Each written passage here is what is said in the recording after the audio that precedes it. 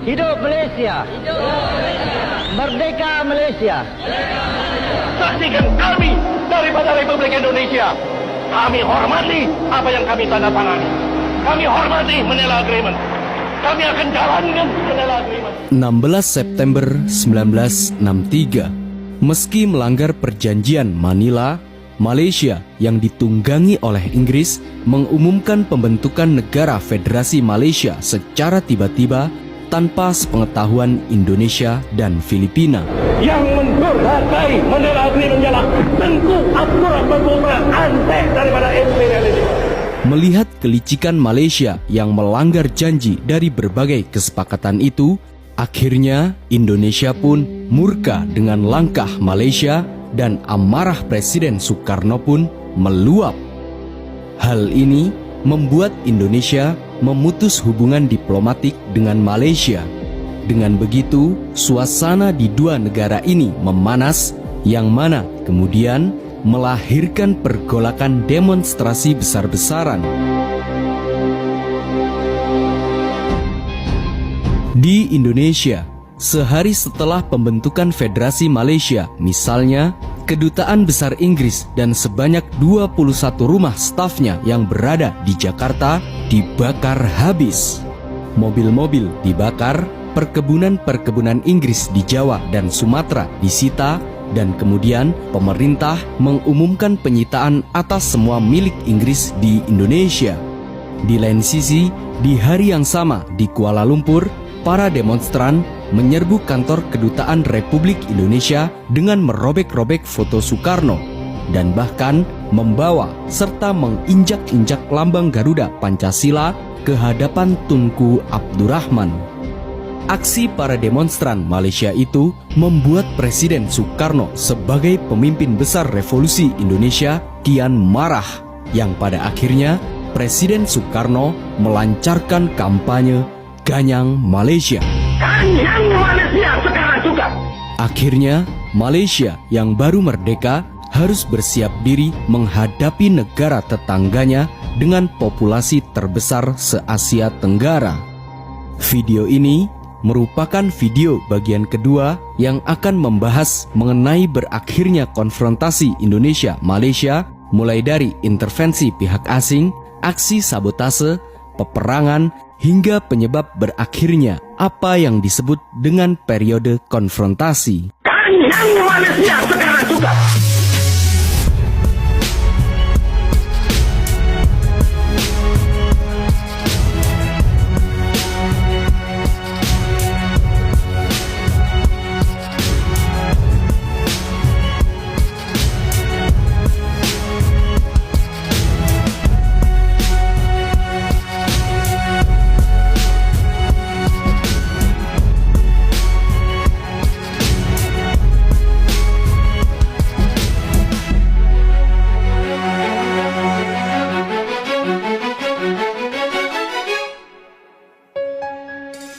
Dalam rangka politik konfrontasi terhadap proyek neokolonialis Malaysia yang nyata-nyata merupakan ancaman dan tantangan bagi revolusi Indonesia. Seiring berjalannya waktu, di saat kampanye Ganyang Malaysia yang digaungkan Presiden Soekarno, pada tanggal 20 Januari 1964, Menteri Luar Negeri Indonesia Dr. Subandrio mengumumkan bahwa Indonesia mengambil sikap bermusuhan terhadap Malaysia. Untuk menyikapi konflik regional Ganyang Malaysia ini, pada tanggal 3 Mei 1964, Presiden Soekarno menyerukan Dwi Kora atau Dwi Komando Rakyat untuk menghancurkan Federasi Malaysia. Di antaranya, perkuat ketahanan revolusi Indonesia, bantu perjuangan revolusioner rakyat Malaya, Singapura, Sarawak, dan Sabah untuk menghancurkan Malaysia. Perhebat ketahanan revolusi Indonesia dan bantu perjuangan revolusioner rakyat-rakyat Malaya, Singapura, Sabah, Sarawak, dan Brunei untuk membubarkan negara boneka Malaysia.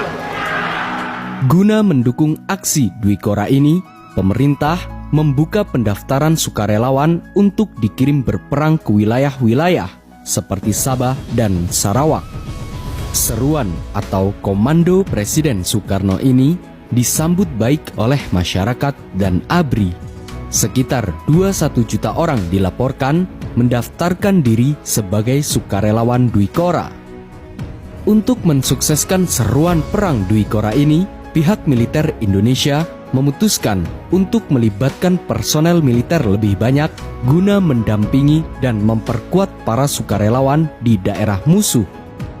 Namun, operasi perang yang dilakukan ini adalah perang bayangan atau proxy war karena tidak ada pasukan resmi yang dikirim. Di lain sisi, dilakukannya proxy war dalam konfrontasi ini guna menghindari perang secara terbuka dengan Malaysia karena tidak adanya dukungan bagi Indonesia dari negara lain. Sementara kala itu, Malaysia mendapatkan perlindungan dari Inggris, Australia, dan Selandia Baru. Hal ini dinilai akan mengepung Indonesia dari berbagai arah. Dengan demikian, Angkatan Bersenjata Republik Indonesia atau ABRI mengirimkan tentara elit RPKAD serta pasukan gerak cepat Angkatan Udara untuk membantu Tentara Nasional Kalimantan Utara atau TNKU melawan tentara Inggris serta tentara Malaysia.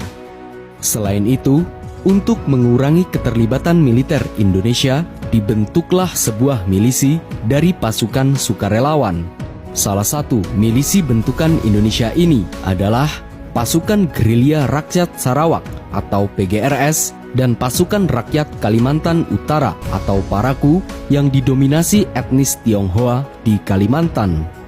Akhirnya, pertempuran antara Indonesia dan Malaysia yang dibantu Inggris pun terjadi pada sepanjang tahun 1964 hingga akhir tahun 1965.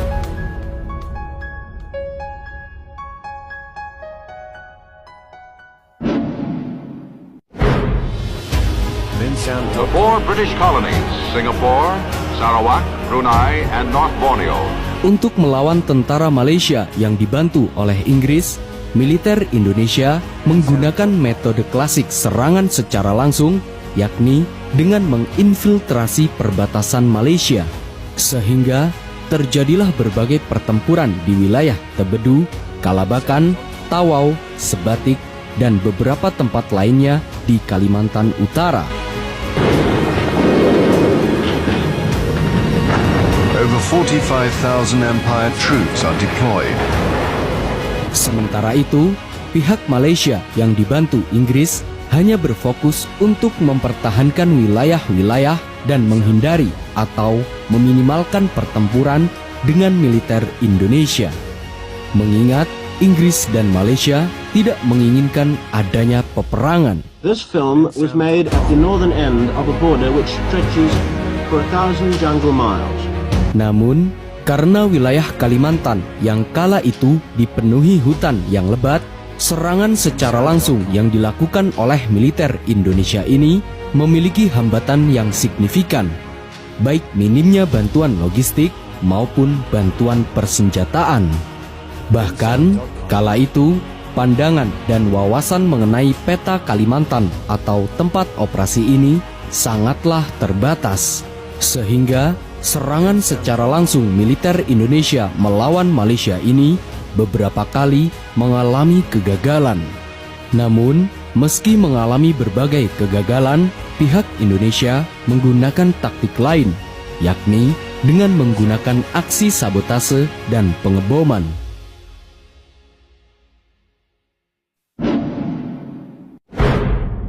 Indonesian reaction is a promise to crush and to destroy Malaysia. Sebelum terjadinya aksi sabotase di Singapura yang dilakukan oleh pihak Indonesia, negara-negara barat seperti Amerika Serikat dan negara persemakmuran barat lainnya ikut campur dalam urusan politik Malaysia.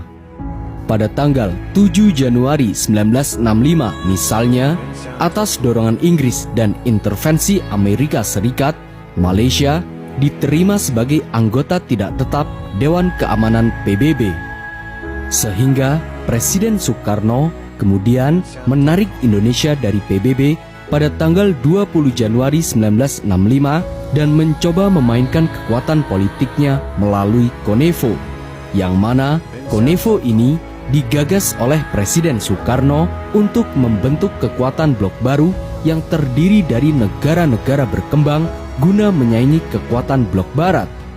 Gagasan Konevo ini didukung penuh oleh negara-negara komunis seperti RRC dan Uni Soviet.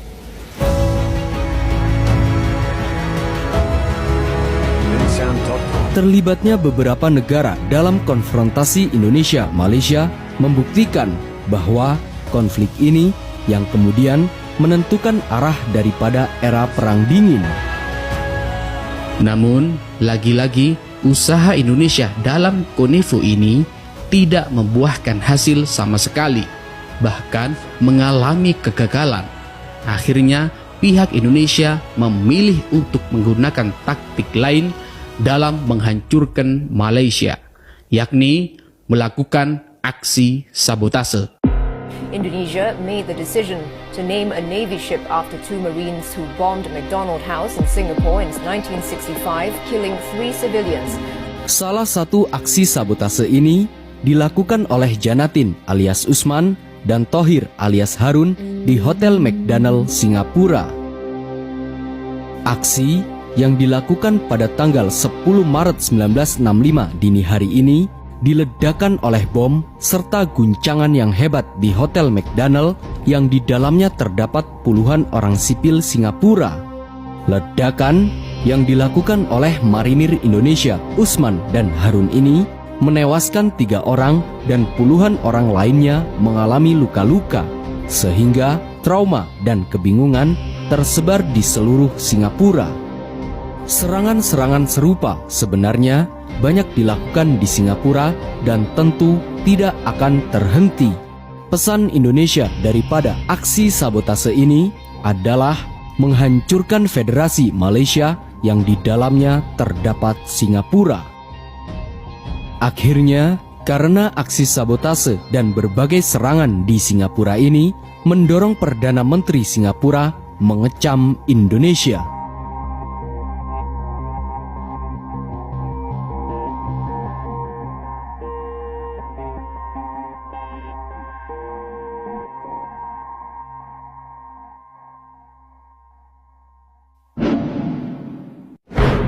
The first Prime Minister of Malaya is Tengku Abdul Rahman, a staunch friend and ally of the West. Karena berbagai serangan dan aksi sabotase Indonesia di Singapura, kondisi Singapura mengalami kekacauan dan konflik internal. Hal ini membuat Tunku Abdul Rahman sebagai pemimpin Malaysia mengeluarkan Singapura dari keanggotaan Federasi Malaysia. Hal ini membuktikan bahwa usaha Indonesia menghancurkan Federasi Malaysia mulai membuahkan hasil. Namun, Presiden Soekarno tetap tidak berhasil memenuhi ambisinya untuk menghancurkan Federasi Malaysia atau mengganyang Malaysia. Hal ini dikarenakan terjadinya kekacauan dan pergolakan di Indonesia. Pada hari Kamis tanggal 30 September 1965, di Ibu Kota Republik Indonesia, Jakarta, telah terjadi gerakan militer dalam Angkatan Darat. Pada tanggal 30 September 1965 misalnya, terjadi kudeta berdarah militer Indonesia yang menewaskan beberapa jenderal terbaik Indonesia, sehingga seluruh prioritas pemerintahan dialihkan ke dalam negeri. Meski kudeta berdarah ini digagalkan, kekuasaan Presiden Soekarno lambat laun berkurang secara signifikan, yang pada akhirnya pemerintahan Soekarno digantikan oleh pemerintahan Orde Baru atau pemerintahan yang dipimpin oleh Presiden Soeharto. Namun, langkah yang diambil pemerintahan Soeharto ini sangat berbeda dengan pemerintahan Soekarno. Selain lebih condong ke arah blok barat, Presiden Soeharto mengambil sikap damai dengan Malaysia dan berupaya mengakhiri konfrontasi. Sehingga pada tanggal 11 Agustus 1966, Indonesia dan Malaysia resmi berdamai dan akhirnya periode konfrontasi Indonesia dan Malaysia pun berakhir.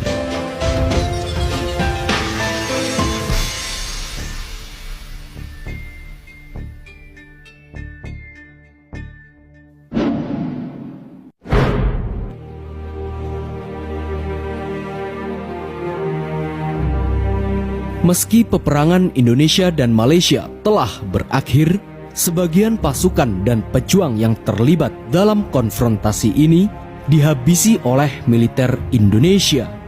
Pada akhir tahun 1966 misalnya, pasukan gerilya rakyat Sarawak atau PGRS dan pasukan rakyat Kalimantan Utara atau Paraku yang didominasi etnis Tionghoa di Kalimantan dihabisi oleh suku Dayak dan militer Indonesia karena dituduh sebagai antek komunis. Peristiwa ini dikenal dengan peristiwa Mangkuk Merah. Di lain sisi, Usman dan Harun yang terlibat dalam aksi sabotase di Singapura dieksekusi mati di Singapura pada tanggal 17 Oktober 1968 yang kemudian dimakamkan di Makam Pahlawan Kalibata, Jakarta. Dan Usman dan Harun ini mendapat tanda kehormatan Bintang Sakti serta mendapat gelar sebagai pahlawan nasional.